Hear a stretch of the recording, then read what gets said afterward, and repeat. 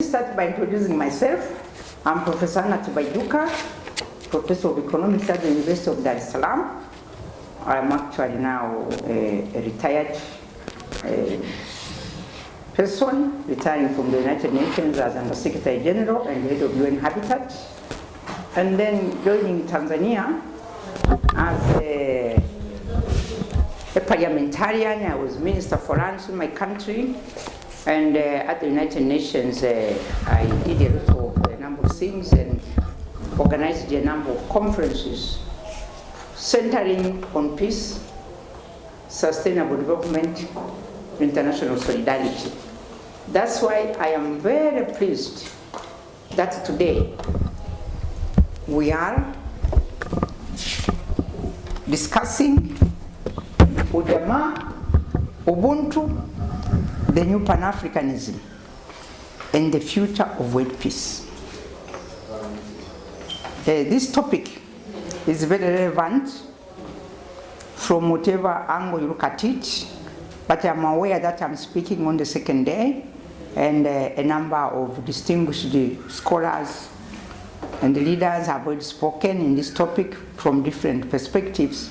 So I think value might lie if I add an economic perspective of things. Ujamaa, Ubuntu, new Pan-Africanism, the future of world peace, and economic perspective. In Africa, I really wish to emphasize that African societies are inherently peaceful societies. And that's why this word Ubuntu, which means humanism, which means peace, harmonious, tranquility, cuts across all African societies. And actually, it is not a phenomenon, it is a faith. Because before colonial intrusion and before the outsiders came to our continent, the African societies were managed, guided by the faith of Ubuntu. I'm speaking from Kagera region right now in my hometown in Tanzania, and we call it Ubuntu. So in Ruhaya, Ubuntu is from South Africa, I think it is Zulu or Xhosa even. But then here in Kihaya, Ubuntu, the same thing. And in a more our common language, Swahili, Utu. And this is the phase of the Africans before external intrusion, before Islam was introduced on the continent, before Christianity is introduced on the continent. Our faith is Ubuntu, Utu. In other words, you have to be in peace, in solidarity with your neighbor. You have to do to your neighbor what you want them to do to you from all angles. So if you are a human being, you are Ubuntu. That means you work hard, that means you do your duty, that means your responsibility, that means you don't commit crimes, you are not involved in corruption. If you are a parent, you are going to do your duty to raise up children. If you are a child, you have an elderly person, you are going to take care of your parents. That is what we call Ubuntu or Ubuntu or Utu in Swahili. If this is clear, then we come to the concept of Ujamaa, which I would also want to look at it. Ujamaa is, of course, a collective living, but Ujamaa derives from Ubuntu. You cannot be a Mjamaa if you are not Ubuntu, if you are not human, if you don't share these values. You cannot be a Mjamaa, because Ujamaa simply means solidarity, sharing, living together, collecting. But this, what is the driving force would be Ubuntu. Now, new Pan-Africanism becomes very relevant, and at this note I would like, of course, to congratulate the organizers of this meeting, the Peace Studies for Sustainable Development in Africa, and the Africa Peace and Development Network, with a very beautiful name in Kiswahili. You call yourself Mama, Mtandao wa Amani na Maendeleo Africa. The Association of Catholic Universities and Higher Institutions of Africa and Madagascar, and St. Augustine University in Tanzania. I would like to commend you for considering it necessary at this juncture in time, at a time when there is a global reset, when the word development is being thought afresh, both within nations and between nations, both within Africa and beyond Africa. There is a lot of social change coming in, some of it promulgated, precipitated by the COVID pandemic, that we must think things afresh. So, for me, as an economist, I would like to say, you are not going to find Utu or Ubuntu, you are not going to find Ujamaa, you are not going to find peace and stability and therefore sustainable development if you are not successful in economic development. Economic development emanates from production, and production emanates from technological advancement. And technological advancement is born of education and research. So you can see that in order to push forward this project, you must have strategic plans for development. You must have plans that also go beyond individuals, which are also based in social distribution, in equality, prosperity. Ujamaa, as espoused by Mwalimu Nyerere and practiced in Tanzania, for example, took the form of collective villages, collective enterprise, and while it had very good intentions, but the outcome was not very successful. And finally, Tanzania had to abandon the socialist or the Ujamaa policies and go into the free market, or call it capitalism if you like, which we have today. Why? This happened because the economic output that now was supposed to emanate from this Ujamaa simply could not go around. But having said that, Ujamaa programs, social programs of the Nyerere administration were not operating in a vacuum.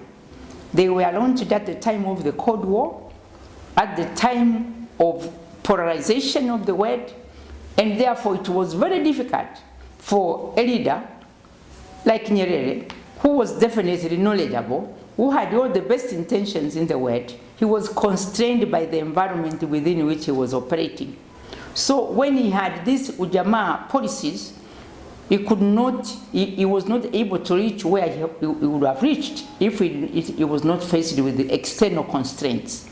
So when we talk about Pan-Africanism, we must not lose sight of the economic competition that takes place in Africa. We must ask ourselves, is Africa there for the Africans? Or Africa wants to be kept where it is so that it can be exploited? And I think that is the topic of the day. The biggest threat to peace and stability in Africa now is the people who want to exploit Africa. And these are mostly foreign interests.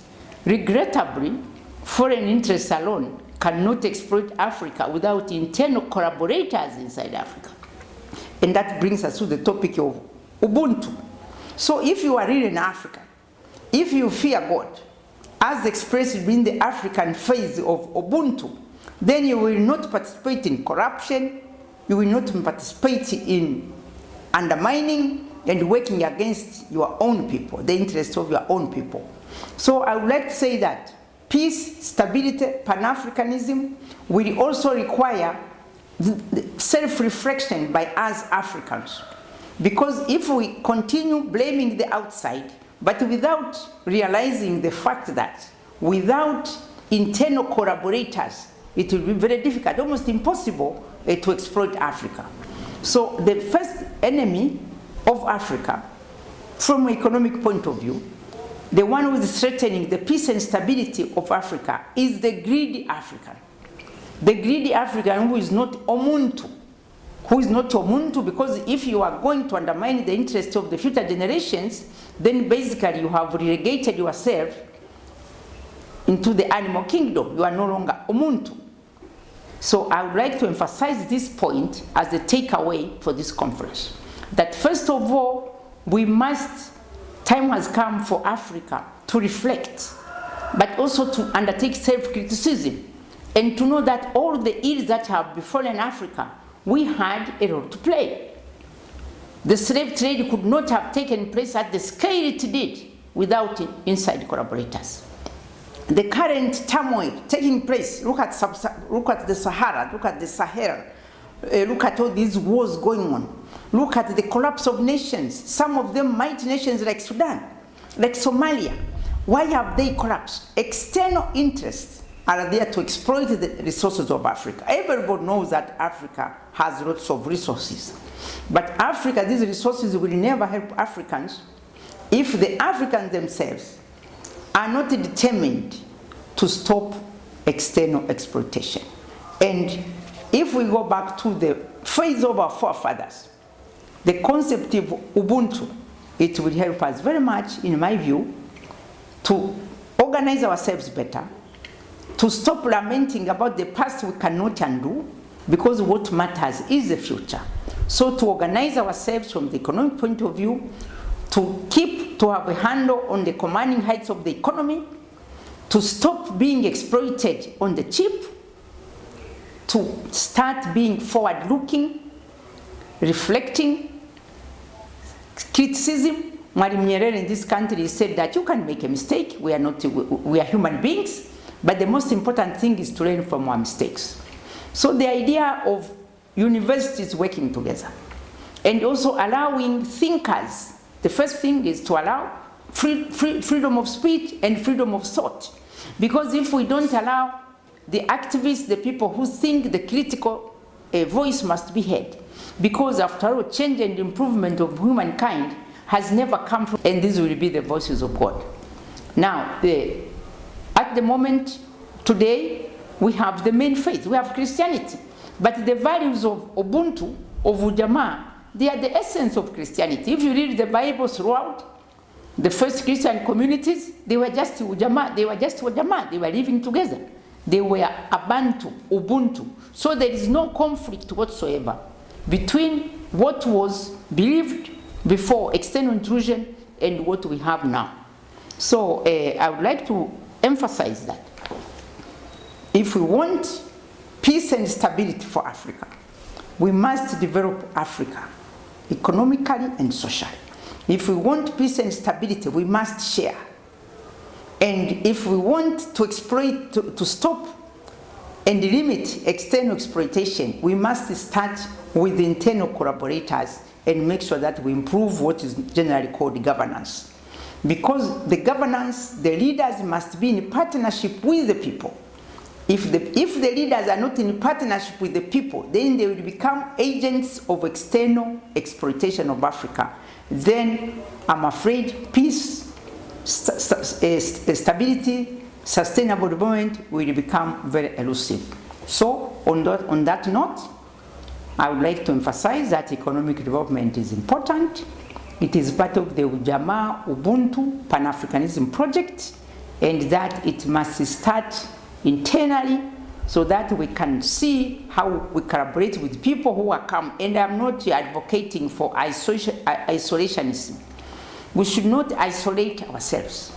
We cannot afford to isolate ourselves. First of all, we have a very weak technological base.